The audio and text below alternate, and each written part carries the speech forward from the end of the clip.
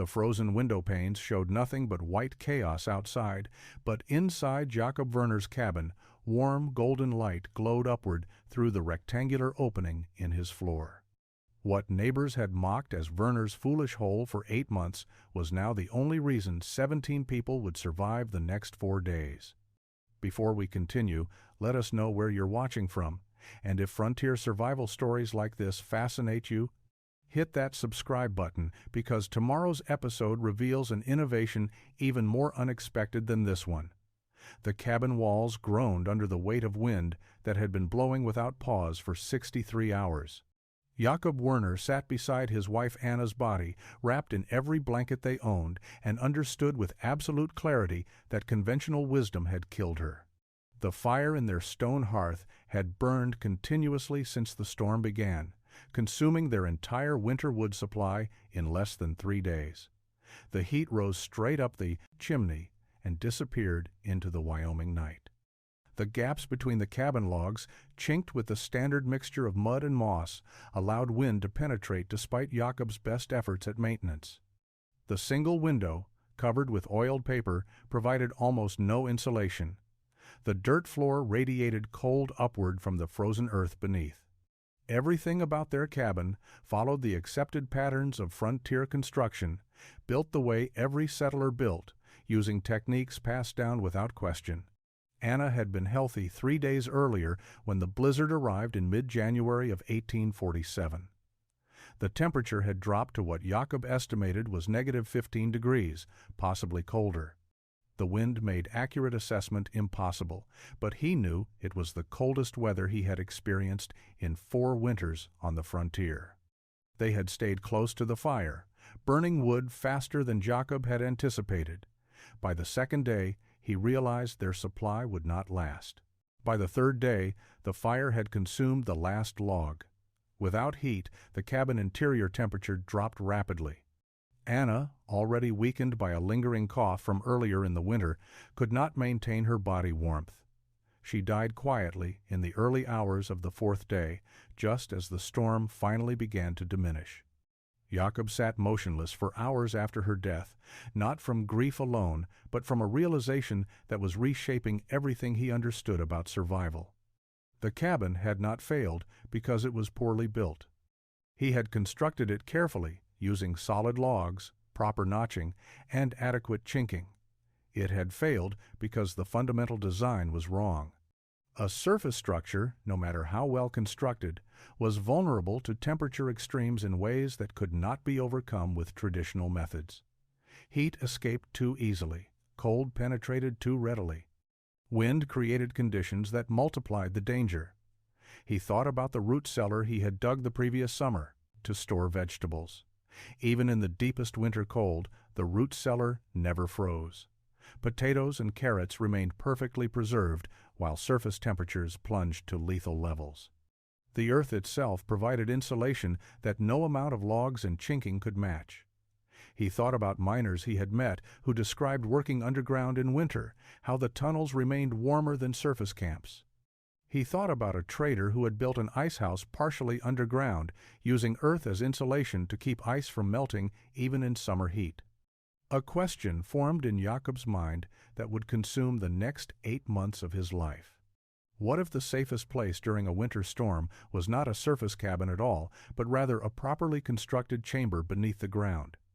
Jakob buried Anna on a hillside overlooking their claim when the ground thawed enough to dig in early March. He marked the grave with stones and returned to the cabin with a purpose that felt like momentum carrying him forward, whether he chose it or not. Most widowers in his position would have left the frontier, returned to family in the east, or moved to a larger settlement where life was less isolated. Jakob stayed because he had a problem to solve, and leaving before he solved it felt like abandoning Anna a second time. He spent the spring traveling to nearby settlements and homesteads within a 2-day ride, ostensibly visiting neighbors and assessing how others had fared during the brutal winter. In reality, he was studying every structure that interacted with the earth, paying attention to temperature, moisture, and stability in ways that other men did not. At the Hartman trading post, 15 miles east of his cabin, he spent an afternoon examining Otto Hartman's root cellar. The structure was simple, dug 8 feet into a hillside and lined with fieldstone. Otto stored vegetables, preserved meats, and barrels of goods that required cool, stable temperatures. Jakob asked if he could take measurements and observations. Otto, curious about Jakob's intense interest, agreed. The root cellar maintained a temperature of approximately 50 degrees, regardless of external conditions. In the depths of winter, when surface temperatures dropped below zero, the cellar stayed 50 degrees. In summer heat, when surface temperatures climbed above 90, the cellar remained 50 degrees. The earth provided insulation that was superior to any material Jakob could build with. More importantly, the temperature stability was passive. It required no heating in winter and no cooling in summer. The earth itself did the work. Jakob visited a small mining operation 30 miles north where men extracted silver from a hillside. He talked his way into touring the tunnels, claiming interest in mining techniques. What he really wanted to understand was the thermal environment underground. The miners confirmed what he suspected. Even in the coldest months, the tunnels remained comfortably warm. Once you descended past the first 20 feet, men worked in shirt sleeves underground, while surface temperatures froze exposed skin in minutes. The miners attributed this to body heat and lamp heat, but Jakob recognized that the earth itself was providing the baseline warmth. At a remote homestead, he found a family of Swedish immigrants who had built a partially underground dwelling, something they called a backstuga. The structure had a conventional log cabin front, but the rear half was built into a hillside with earth piled against and over the walls. The family explained that in Sweden, this design was common in regions with harsh winters. They had endured the same blizzard that killed Anna, and while they had been uncomfortable and frightened, they had never been in danger of freezing. Their design, primitive compared to what Jakob was beginning to envision, had kept them alive, using far less firewood than a conventional cabin required. Jakob also sought out an old French trapper named Baptiste who lived in a hide-covered pit house near a creek. The structure was almost entirely underground, accessed by a ladder through a smoke hole in the roof. Baptiste had lived this way for 12 winters and claimed he burned less wood in a full winter than most settlers burned in a month. The interior was cramped and dark, but undeniably warm. Jakob spent an evening there, measuring dimensions and observing construction details while Baptiste told stories of the fur trade. Each observation added detail to the concept forming in Jakob's mind. Underground spaces maintained stable temperatures. Earth provided superior insulation. Depth below the surface correlated with thermal stability. The challenge was not whether an underground space could stay warm, but whether it could be built well enough to serve as a genuine refuge, not just a crude shelter. Jakob returned to his cabin in late April of 1847 with a leather journal filled with sketches and measurements. He spent 2 weeks refining his concept, drawing and redrawing until the design satisfied both his practical requirements and his limited understanding of engineering principles. The underground room would be 10 feet deep, 12 feet wide, and 14 feet long, large enough to shelter multiple people if necessary, but small enough that one man could excavate it alone. The walls would be brick, not stone or earth. Brick would provide structural stability and create a smooth surface that could be kept clean. The ceiling would be timber beams supporting the cabin floor above, reinforced to carry the weight of people and furniture. The entrance would be a concealed hatch in the cabin floor, insulated to prevent heat loss. A wooden stairway would provide safe access, replacing the ladder that root cellars typically used. Ventilation would come through a shaft disguised as an extension of his existing chimney, allowing fresh air without creating dangerous drafts. Heat would come from a small iron stove with its own dedicated flue, requiring minimal fuel to maintain comfortable temperatures in the well-insulated space. The design was ambitious for a man working alone, but Jakob believed it was achievable. In early May, he rode to Otto Hartmann's trading post with a detailed list of materials. Otto read through the list slowly, his expression shifting from curiosity to confusion. 400 bricks, 80 pounds of mortar, 20 linear feet of iron stovepipe, 1 small iron stove designed for heating, not cooking, 40 square feet of corkboard, iron brackets and hinges, lumber cut to specific dimensions for stairs and framing. Otto set the list down and looked at Jakob directly. "What are you building?" Jakob explained the concept. An underground room beneath his cabin floor, brick-lined, properly ventilated, heated with a small stove, designed to provide refuge during extreme weather when surface structures became dangerous. He described the stable temperatures in root cellars and mine tunnels, the physics of earth insulation, the failure of conventional cabins during the storm that killed Anna. Otto listened without interrupting, then asked practical questions about drainage, structural support, and ventilation. He was a businessman, not an engineer, but he understood construction basics from years of supplying frontier builders. Some of Jakob's answers were confident. Others were admissions that he would solve problems as they arose. Otto calculated costs and delivery timeline. The bricks would need to be hauled from a kiln 40 miles south. The cork would come from street. Louis on the next supply wagon. Total cost would consume most of Jakob's savings. Delivery would take 6 weeks. Jakob agreed to the terms. Otto wrote up the order, then paused before Jakob left. "People are going to think you are crazy," he said quietly. Jakob nodded. He had already accepted that. Otto added the order to his outgoing freight list, and Jakob rode home to begin work that would occupy him until autumn. Word of the unusual order spread through the scattered settlement within days. By the time Jakob started excavating, his project already had a nickname. They called it Werner's Folly. Jakob removed 6 floorboards from the center of his cabin in late May, creating an opening 4 feet wide and 6 feet long. The exposed earth beneath was hard-packed and dry. He began digging with a short-handled spade, filling a wooden bucket, hauling it outside, dumping it, and returning for another load. The process was repetitive and exhausting. Each bucket held approximately 20 pounds of earth. He estimated he would need to remove roughly 12,000 pounds of soil to create the chamber he had designed. The first 2 feet of excavation went quickly. The earth was relatively soft, and Jakob made steady progress. By the end of the first week, he had created a pit 3 feet deep. But as he dug deeper, the work became exponentially harder. At 4 feet down, he was working in a cramped space with limited room to maneuver the shovel.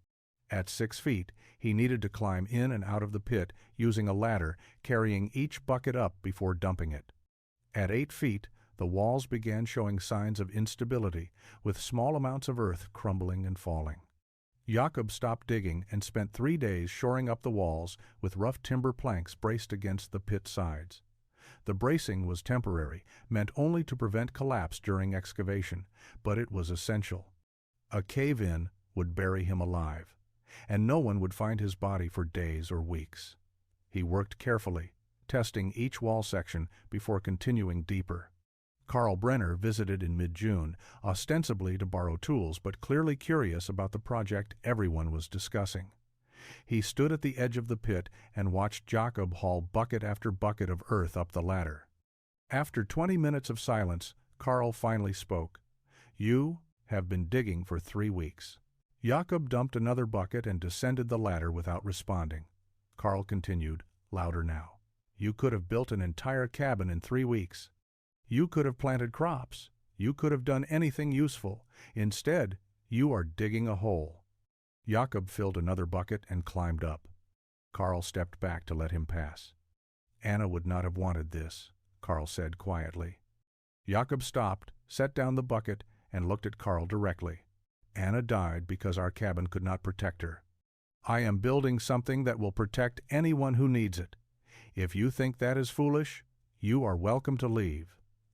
Carl stared at him for a moment, then walked away without another word. By early July, Jakob had excavated to the full 10-foot depth. The pit measured 12 feet by 14 feet at the bottom, slightly larger at the top to accommodate the sloped walls he had cut to prevent collapse. He had hauled approximately 14,000 pounds of earth out bucket by bucket over 6 weeks. His hands were calloused and bleeding in places despite wrapping them with cloth. His back ached constantly. But the excavation was complete, and the materials Otto had ordered would arrive within the week. The real construction could begin. The freight wagon arrived at Otto Hartmann's trading post in the second week of July.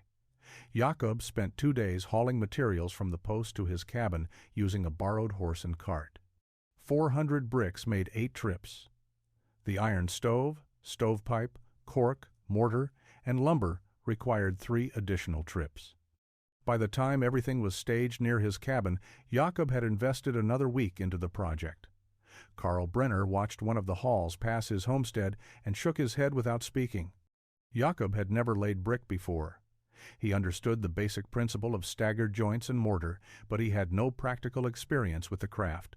He mixed his first batch of mortar according to instructions Otto had provided, applied it to the bottom course of bricks along one wall, and quickly realized the work required skill he did not possess.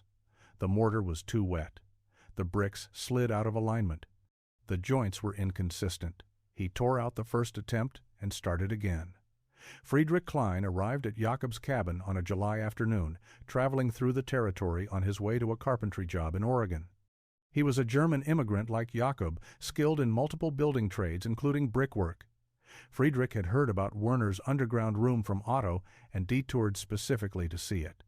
He climbed down into the excavated pit, examined the dimensions, asked about drainage and ventilation plans, and offered a proposition. He would stay for 2 weeks and teach Jakob proper brick-laying technique in exchange for meals and a place to sleep. Jakob agreed immediately. Friedrich was a methodical teacher. He demonstrated how to mix mortar to the correct consistency, how to apply it evenly, how to set each brick with a slight tapping motion that seated it firmly while keeping alignment true. He showed Jakob how to use a level and plumb line to ensure walls stayed straight and vertical. They worked together on the first wall, Friedrich leading, while Jakob followed his example. By the 3rd day, Jakob was laying bricks with reasonable competence. The walls rose slowly. Each course had to cure overnight before adding the next, preventing the weight from squeezing out wet mortar below. Friedrich and Jakob established a rhythm. Mornings were spent laying brick. Afternoons were spent preparing materials, cutting lumber for the stairway, and planning ventilation details. Friedrich appreciated Jakob's systematic approach and willingness to learn. Jakob absorbed every technique Friedrich demonstrated. By the end of the first week, 3 walls were complete to half height. During the second week, they finished all 4 walls to the full height and began constructing the wooden stairway. Friedrich designed stairs with a comfortable rise and tread depth, including a handrail for safety. The stairs were anchored to the brick wall on one side and supported by posts on the other. When Friedrich departed in early August, the brick walls were complete. The stairway was functional, and Jakob understood enough about masonry and carpentry to finish the remaining work himself. Friedrich refused payment beyond meals, saying the project was worth supporting. He rode west toward Oregon, leaving Jakob to complete what they had started together. Jakob spent August completing the structural elements that would transform an underground pit into a functional refuge. The ceiling required heavy timber beams spanning the width of the chamber, spaced 18 inches apart to support the weight of the cabin floor above. He selected logs 8 inches in diameter, cut them to length, and notched them to rest securely on the brick walls. Each beam weighed approximately 120 pounds. Lifting them into position alone was difficult, requiring a makeshift pulley system he rigged using rope and a beam extended through the cabin doorway above.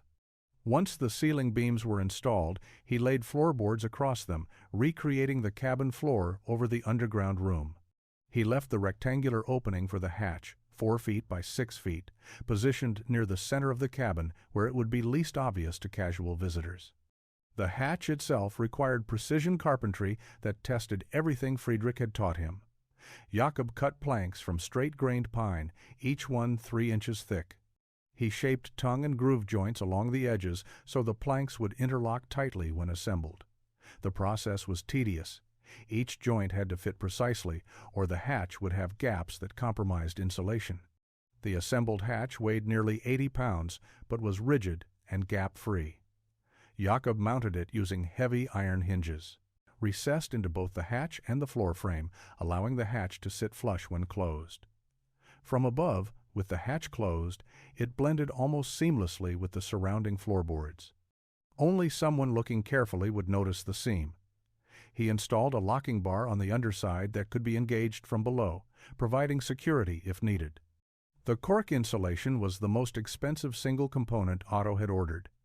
Jakob cut it into strips and attached it around the entire perimeter of the hatch frame using small nails and adhesive. The cork created a compressible seal that closed gaps when the hatch was shut, preventing airflow between the cabin and the underground room. The thermal barrier was essential. Without it, warm air from below would escape and cold air from above would infiltrate, defeating the purpose of the underground design. Ventilation required equal attention. Jakob extended his existing chimney with additional brickwork, creating what appeared to be a taller chimney, but was actually two separate flues within one structure. One flue served the cabin fireplace. The second, smaller flue connected to the underground room, providing fresh air intake. He installed a damper that could be adjusted from below, controlling airflow based on conditions. The system was passive but effective, using natural convection to circulate air. The iron stove was positioned in one corner of the underground room with its own dedicated exhaust flue running up through the cabin wall and exterior. The stove was small, designed for heating rather than cooking, and required minimal fuel. Jakob tested it with a small fire and confirmed the flue drew properly without smoking. By mid-September, the underground room was complete and functional. Jakob began stocking it with supplies: preserved food, water barrels, blankets, medical items, candles, firewood, everything someone might need during an extended refuge. The settlement held an informal gathering in early October at Otto Hartmann's trading post. These gatherings happened several times each year, providing scattered homesteaders an opportunity to trade goods, share information, and maintain the minimal social connections that frontier life allowed. Jakob attended reluctantly, knowing his project would be discussed, but recognizing that isolation served no practical purpose. He arrived in late afternoon as perhaps 20 people milled around the trading post yard.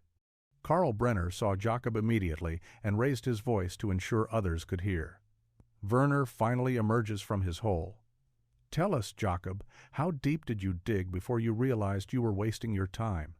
Several people laughed. Jakob said nothing and moved toward the trading post entrance. Karl followed, encouraged by the audience. 8 months. That is how long you spent digging and building underground. 8 months you could have spent trapping, farming, doing anything productive. Instead, you built a cellar to live in, like an animal. Greta Brenner, Karl's wife, touched her husband's arm gently, suggesting he stop. Karl shrugged her off. He needs to hear it. Everyone is too polite to say what they think, but someone should tell him the truth. Anna's death affected his judgment. He is not thinking clearly. Jakob turned to face Karl directly. His voice was quiet but carried across the yard. "I think very clearly. I built something that will keep people alive when cabins fail. If that seems foolish to you, I hope you never learn otherwise." He walked into the trading post, ending the confrontation. The yard fell silent for a moment before conversations resumed. Inside, Otto was organizing inventory. He glanced at Jakob and gestured toward the back room where they could speak privately. Once away from others, Otto spoke carefully. "Karl is not the only one who thinks your project was excessive.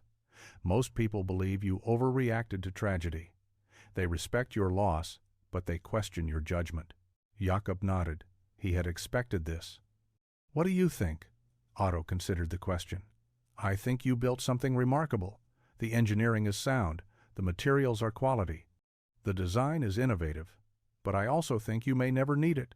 Storms like the one that killed Anna are rare. You may have invested 8 months preparing for something that will not happen again in your lifetime." He paused. "That does not make it foolish. It makes it cautious. But others will not see the difference." Jakob left the trading post without participating further in the gathering. He rode home under a clear October sky, knowing that his reputation in the settlement had shifted from tragic widower to eccentric recluse. People would remember him as the German who dug a hole and called it innovation. The judgment did not particularly bother him. He had not built the underground room for social approval. He had built it because conventional cabins killed people, and he refused to accept that vulnerability as inevitable. Winter would arrive soon. If the room never proved necessary, he would accept that outcome. But if another storm came, he would be ready. The first snow fell in early November of 1847, light and brief. The second storm arrived a week later and lasted 2 days, leaving 8 inches of accumulation. Neither storm concerned Jacob. They were typical early winter weather, cold but manageable. He maintained his cabin fireplace, checked his supplies, and continued routine work around his homestead. The underground room remained unused, accessible through the hatch, but not yet necessary. The third storm arrived on November 23rd with characteristics that immediately distinguished it from normal winter weather. The temperature dropped 12 degrees in 2 hours. The wind increased from calm to sustained gale force in less than an hour. Snow began falling so heavily that visibility dropped to less than 10 feet. Jacob was outside splitting firewood when the conditions changed. He abandoned the work, gathered the wood he had already split, and retreated inside his cabin. By nightfall, the temperature had dropped to approximately -10 degrees. By midnight, Jacob estimated it had reached -20. The wind made accurate assessment impossible, but he knew from the sound and the penetrating cold that this storm was different. His cabin fireplace provided heat, but the wind found every gap in the chinking, every imperfection in the construction. Cold air infiltrated continuously despite his best efforts to maintain warmth. Jacob made his decision at dawn on the second day. The storm showed no signs of diminishing. The wind had blown continuously for 18 hours. Snow had drifted against the cabin walls to a depth of 4 feet on the north side. The interior temperature near the fireplace was barely tolerable. Away from the fire, his breath created visible clouds. The cabin was failing in exactly the way he had anticipated. He opened the hatch in his cabin floor. Warm air rose from the underground room below, a stark contrast to the cold cabin. He descended the stairs, carrying supplies he would need for an extended stay: additional food, water, personal items, and firewood for the small stove. The underground room temperature was approximately 55 degrees without any heating. He lit a small fire in the iron stove, using minimal wood. Within an hour, the room temperature climbed to 65 degrees and stabilized. The contrast was extraordinary. Above ground, the cabin was barely habitable despite a roaring fire consuming wood rapidly. Below ground, the room was comfortable with a fire small enough to burn for hours on a single log. The earth insulation performed exactly as Jacob had calculated. The brick walls radiated gentle warmth. The ventilation system provided fresh air without creating drafts. The space was quiet, protected from the wind that howled across the surface. Jacob sat at the small table he had placed in one corner and waited. The storm would pass eventually. He had supplies for weeks if necessary. The underground room had proven its function. Whether anyone else would recognize its value remained uncertain. On the evening of the second day, he heard something unexpected, pounding on his cabin door above. Desperate, urgent pounding. Someone needed help. Jacob climbed the stairs and pushed open the hatch. The cabin above was brutally cold. Ice had formed on the interior walls near the window.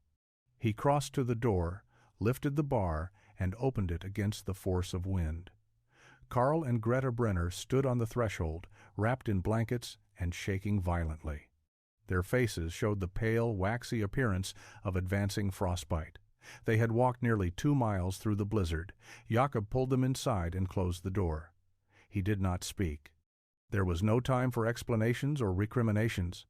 He guided them to the hatch and helped them. Down the stairs into the underground room, Greta could barely grip the handrail. Carl's hands were so cold he could not feel the wood. Once below, Jacob sat them near the stove and removed their frozen outer layers. He wrapped them in dry blankets from his supply and gave them warm water to drink in small amounts. Greta spoke first, her voice shaking. "Our cabin. The fire went out. We had no more wood." Carl tried to reach the woodpile outside but could not make it through the drifts. We were freezing. We would have died. Carl said nothing, staring at the brick walls and the small stove that provided more effective heat than their cabin fireplace ever had. Over the next 6 hours, more people arrived. Otto Hartmann came with his wife and young son. Louisa Bauer arrived with her 2 children, having left her cabin when the roof began showing signs of collapse under snow weight.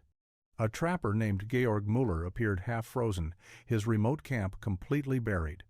Each arrival followed the same pattern. Jakob heard pounding above, climbed up, brought them down, provided warmth and basic care. By the end of the 3rd day, 17 people sheltered in Jakob's underground room. The space was crowded, but not dangerously so. Jakob's design had included dimensions sufficient for multiple occupants. He managed resources carefully, rationing food and water, maintaining the stove at minimal heat levels that nonetheless kept everyone comfortable.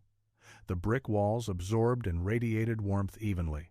The ventilation system prevented the air from becoming stale, despite the number of people. No one spoke about the mockery from weeks earlier. No one mentioned Werner's folly or questioned Jakob's judgment. The underground room had become the difference between life and death, and everyone present understood that without speaking it aloud. Karl Brenner helped Jakob manage the stove and supplies, working quietly alongside the man he had ridiculed. Above ground, the blizzard continued for 4 full days. Several families who remained in their cabins did not survive. Their structures, built using conventional methods, could not protect them against sustained extreme cold and wind. When the storm finally passed on the morning of November 28th, the survivors emerged from Jakob's underground room into a transformed landscape. Snow had drifted to depths of 6 and 8 feet. The temperature had begun to rise but remained well below zero. They returned to assess damage and bury the dead. Spring of 1848 brought survivors together to rebuild what the blizzard had destroyed. 5 families had lost members to the cold. 12 cabins required major repairs or complete reconstruction. The settlement, already small and scattered, contracted further as some families chose to leave the territory entirely. Those who remained carried the knowledge that conventional construction had failed when conditions exceeded normal parameters. The conversation about how to build differently began without formal meetings or collective decisions. It simply started happening. Ernst Vogel approached Jakob in April and asked directly if Jakob would help him design an underground room. Ernst had survived the blizzard in his cabin but had burned all his furniture and half his floorboards to maintain fire. He understood how close he had come to freezing. Jakob spent 2 days at Ernst's homestead, marking out dimensions, explaining excavation techniques, describing the brickwork and ventilation systems. Ernst began digging in May. Over the next 2 years, 11 more families constructed underground refuge rooms using variations of Jakob's design. Some built chambers smaller than Jakob's original. Others incorporated the underground space into new cabin construction, designing buildings specifically to include the refuge from the beginning. Otto Hartmann began stocking bricks, mortar, and cork as regular inventory items, recognizing demand. Friedrich Klein, passing through the territory again in 1849, spent a month helping 3 families with brickwork, spreading the technical knowledge required for proper construction. The technique migrated beyond the immediate settlement. Travelers carried stories of Werner's underground room to other territories. By 1852, similar designs appeared in Montana and Idaho, built by people who had heard accounts of the blizzard of '47 and decided that preparation was preferable to risk. The exact number of lives saved by these structures over the following decades is impossible to determine. Survival often goes unrecorded.